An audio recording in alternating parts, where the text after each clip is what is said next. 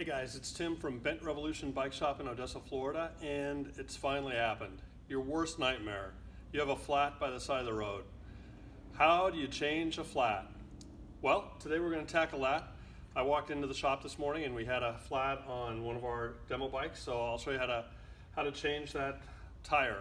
So here's our victim right here. First thing we're going to do is take off the dust cap and save that for later. We're going to take off the retaining screw at the base, and that really doesn't do anything except just hold the valve in. Then we're going to get some levers. A lot of people use these. You can use a wider one as well. Looks something like this. So sometimes the wider ones are a little bit easier. The nice thing about these are you can tip them up by the side of the road, and you don't have to have it on a stand or anything. You just get that cupped part of the tool and dig out the edge of the rim. The other part locks onto the spoke and gives you a chance to work with. Grab your second one and move up a little bit further and do the same thing again.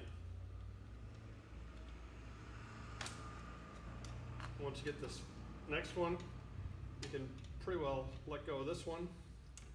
And by this point, usually you get enough that you can just run the tool around and get the rest of the edge out.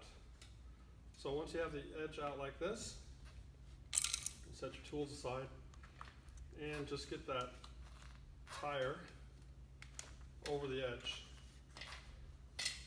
Now I'm not sure exactly what caused this flat, but I'm not going to worry about it right now unless we get another one. So we'll just say that the tube failed. So take your old tube out. Keep your thing there, and what a break for us, somebody has left a tube that's the appropriate size right here next to my chair. And here's a tip. You want to line up, it helps to line up the valve with the middle of the logo or something you're familiar with as far as orientation. So if you get a flat in the future, you can know based on where it is on the tube, you can go back to the tire and check for debris or something that may have caused that.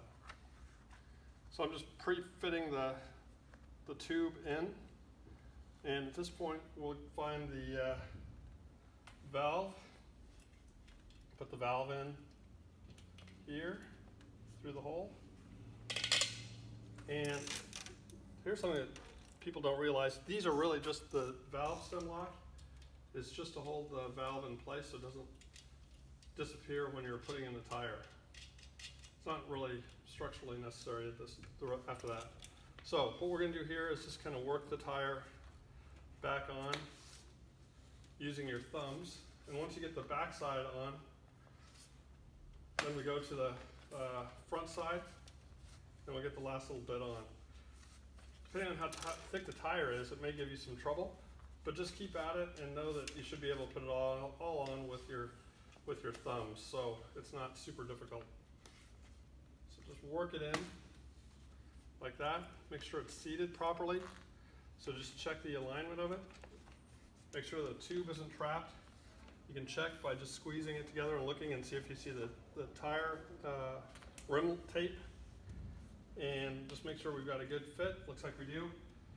And then, like most people, I travel with an air compressor and a really long hose, so thankfully my air source is right here.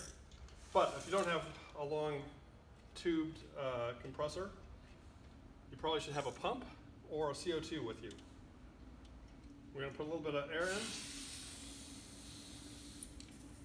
in. We're going to just check to see if we've got it seated properly. It looks like we do.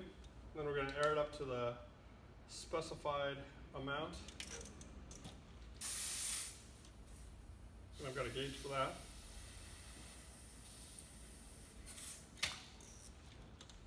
Close the valve.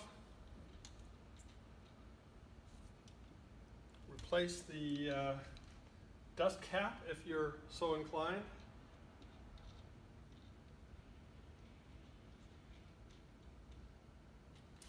And you're done. Ready to ride again. If you have any questions about that, just let me know. Put it in the comments, or stop by Bent Revolution in Odessa, Florida, and I can help you change your tires or learn how to do it on your own. Thanks a lot.